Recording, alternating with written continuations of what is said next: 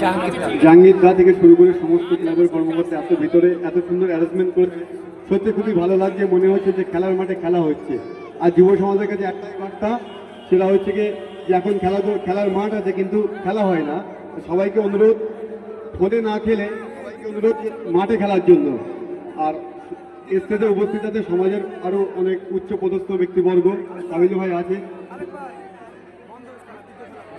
Media বন্ধুরা আছে বা দর্শকদেরকে ধন্যবাদ জানাই।